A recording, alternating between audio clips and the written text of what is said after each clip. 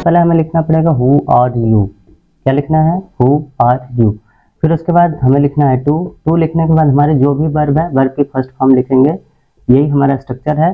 अब हम लोग इसी का यूज करेंगे और सारे सेंटेंस को आसानी से ट्रांसलेट करके आपको सिखाएंगे ताकि आपका कोई भी डाउट नहीं बचा रहे। तो हमारा पहला एग्जाम्पल दिया है, तुम होते कौन हो बोलने वाले। तो यहाँ पर देखिए सबसे पहले हमें तो यही लिखना है, तो हम लिखेंगे who are you. Who are you. फिर हमें टू लिखना है तो हम टू लिख देंगे। अब यहाँ पे देखिए कि क्या काम हो रहा है, बोलने का काम हो रहा है, तो बोलने का मीनिंग लिख दीजिए, हो गया स्पीक। तुम होते कौन हो बोलने वाले, तो इसका इंग्लिश बन गया। यहाँ पे क्वेश्चन मार्क रहेगा, who are you to speak. Who are you to speak. अगला दिया है, तुम होते कौन हो बताने वाले। तो बताने वाले देखिए यहाँ पे सबसे पहले तो हमें लिखना पड़ेगा हु आर यू, वही लिखना है। फिर उसके बाद हमें टू लिखना है। अब यहाँ पे बताना का मीनिंग क्या होता है, बताना का मीनिंग टेल होता है, तो हम लिखेंगे टेल। फिर क्वेश्चन मार्क लगा देंगे, तुम होते कौन हो बताने वाले, तो इसका इंग्लिश बन गया who are you to tell. Who are you to tell. अगला दिया है, तुम होते कौन हो सिखाने वाले, तो इसको इंग्लिश में बनाएंगे। सबसे पहले हमें लिखना पड़ेगा वही who are you. Who are you. फिर उसके बाद हम लिखेंगे टू। अब यहाँ पे देखिए सिखाना या फिर पढ़ाना दोनों एक ही बात होती है, तो यहाँ पे उसी का मीनिंग होता है टीच। सिखाना भी हम कह सकते हैं, पढ़ाना भी कह सकते हैं। देखिए तुम होते कौन हो सिखाने वाले, तो इसका इंग्लिश हो जाएगा who are you to teach. या फिर हमें बोलना हो तुम होते कौन हो पढ़ाने वाले, तब भी इसका इंग्लिश यही रहेगा who are you to teach. दोनों का मीनिंग सेम होता है, सिखाना पढ़ाना एक ही बात होती है। अगला सेंटेंस हमारा दिया है, तुम होते कौन हो बुलाने वाले। तो सबसे पहले तो हमें लिखना है वही हु आर यू। तो हम लिखेंगे हु आर यू, फिर हमें टू लगाएंगे। फिर यहाँ पे देखिए बुलाने की मीनिंग दिया है, बुलाने का होता है कॉल, तो फिर कॉल लिख देंगे, हो जाएगा। तुम होते कौन हो बुलाने वाले, who are you to call. Who are you to call. अगला दिया है, तुम होते कौन हो आदेश देने वाले, तो इसकी इंग्लिश क्या होगी, आप लोगों को कमेंट करके बताना है। आप लोग कमेंट करके बताइए कि इसकी इंग्लिश क्या होगी। पिक्चर दिया हुआ है, सबसे पहले तो हमें सब्जेक्ट लिखना पड़ता है। फिर उसके बाद जो भी हमारी वर्ब रहेगी वर्ब की सेकंड फॉर्म लिखेंगे। फिर उसके बाद जो वर्ब आएगी उसकी हम वर्ब की फोर्थ फॉर्म लिखेंगे, या फिर यूँ कह सकते हैं कि प्रेजेंट पार्टिसिपल आता है, प्रेजेंट पार्टिसिपल। चाहे तो आप प्रेजेंट पार्टिसिपल का है ना, या फिर जो भी वर्ब आएगी वर्ब की फोर्थ फॉर्म लिखेंगे, आईएनजी फॉर्म लिखेंगे। अब हम लोग इसी का यूज करके सारे सेंटेंस को इजीली ट्रांसलेट करेंगे। हमारा पहला दिया है, वह नाचते नाचते आई। तो पहले सबसे पहले सब्जेक्ट हमारा दिया है सी। अब यहाँ पे आने की बात हो रही है तो सेकंड फॉर्म लिखना, कम आना होता है उसकी सेकंड फॉर्म हो जाएगा केव। फिर उसके बाद देखिए नाचते नाचते लिखा है, नाचते नाचते दो बार लिखा है, तो उसको हम लोग लिखेंगे प्रेजेंट पार्टिसिपल में। तो नाचना का इंग्लिश होता है डांस, तो हम लोग लिखेंगे डांसिंग। सी केम डांसिंग। वह नाचते नाचते आई, वह दौड़ते दौड़ते गया। सबसे पहले सब्जेक्ट हमारे ही है और गया मतलब की सेकेंड फॉर्म लिखनी है, तो गो वेंट होता है, तो हम लिखेंगे वेंट। He went. दौड़ते दौड़ते मतलब रनिंग, तो रनिंग लिखेंगे क्योंकि ये इसको हमें प्रेजेंट पार्टिसिपल में लिखना है। वह दौड़ते दौड़ते गया, ही वेंट रनिंग। उसने रोते रोते कहा, सब्जेक्ट हमारा ही है, कहना होता है से और सेकेंड फॉर्म होता है सेड, तो ही सेड। उसने कहा हो गया। अब रोते रोते तो रोना होता है वीप, तो हम लिखेंगे वीपिंग। उसने रोते रोते कहा, ही सेड वीपिंग। अगला है मैंने हंसते हंसते सिखाया। सिखाना होता है, सबसे पहले सब्जेक्ट है मैंने मतलब आई। सिखाना का इंग्लिश होता है सीखना, मतलब सिखाना चाहे पढ़ाना दोनों एक बात होती है। तो सिखाने के लिए हम लिखेंगे टॉट, तो आई टॉट। हंसते हंसते मतलब लॉफ में आईएनजी लगा देंगे, तो हो जाएगा लॉफिंग। I taught laughing.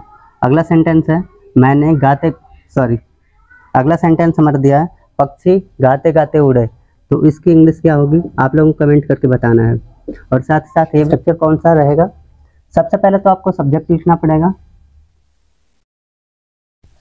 सबसे पहले आपको लिखना पड़ेगा नाउन, और नाउन में क्या हो सकता है, नाउन में हमारा कुछ भी हो सकता है। जैसे आपको लिखना पड़ेगा सच, फिर उसके बाद आपको लिखना पड़ेगा ओ, फिर यहाँ पे जो भी चीज़ रहेगी वहाँ पे नाउन आ जाएगी, मतलब जिसका भी बात की जा रही है वहाँ पे नाउन लिखेंगे।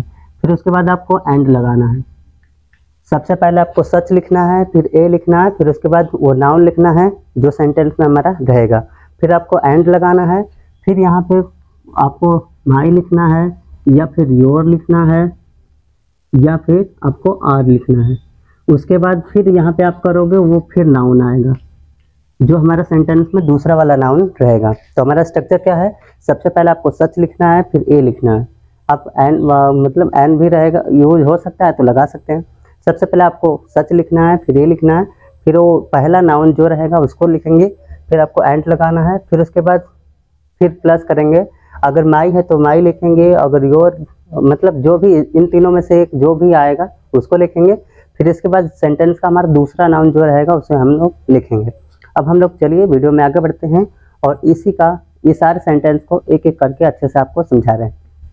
हमारा पहला सेंटेंस है ऐसा आदमी और मेरा पति, मतलब ऐसा आदमी, आदमी देखिए हमारा पहला नाउन है। सबसे पहले आपको लिखना पड़ेगा सच, सच और आदमी है तो आदमी के लिए क्या लगाओगे, मैन। फिर उसके बाद क्या करेंगे, एंड।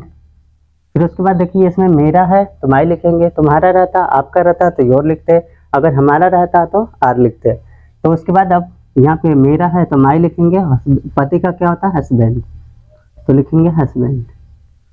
तो ऐसा आदमी और मेरा पति, इसका इंग्लिश बन गया such a man and my husband, such a man and my husband.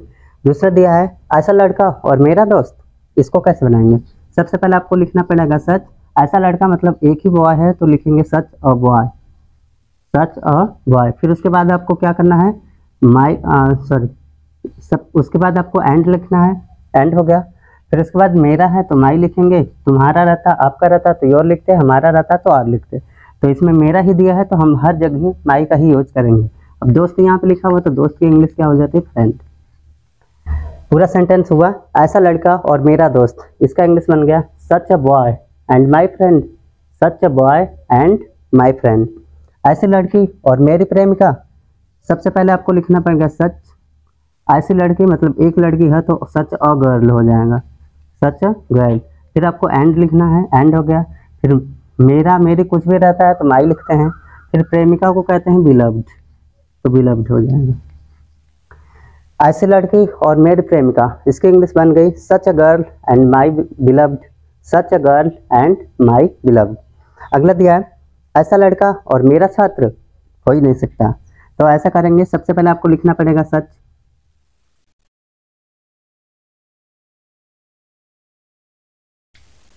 सबसे पहले आपको सच लिखना पड़ेगा तो लिखेंगे सच, ऐसा लड़का एक लड़का है तो अ बॉय लिखेंगे। फिर उसके बाद एंड आपको लिखना है। फिर उसके बाद मेरा है तो मेरा मेरी मेरे रहेंगे तो माई लिखना है, छात्र का होता है स्टूडेंट, तो हम यहाँ पे स्टूडेंट लिख देंगे। स्टूडेंट सिंगुलर में रहेगा क्योंकि एक ही लड़की की बात की जा रही है। ऐसा लड़का और मेरा छात्र, such a boy and my student, such a boy and my student. ऐसा आदमी और मेरे पिता, हो ही नहीं सकता। इसकी इंग्लिश क्या होगी आप लोगों को कमेंट करके बताना है। आप लोगों के पिता तो अच्छे ही होते होंगे, सबके पिता अच्छे ही रहते हैं, तो इसकी करेक्ट इंग्लिश क्या होगी आप लोगों को कमेंट करके बताना है। साथ ही साथ ये भी बताइए कि आपको वीडियो कैसी लग रही है। वीडियो अच्छी लगी और अगर वीडियो अच्छी लग रही हो तो लाइक और शेयर जरूर करिएगा। थैंक्स फॉर वॉचिंग, मिलते हैं अगले वीडियो में।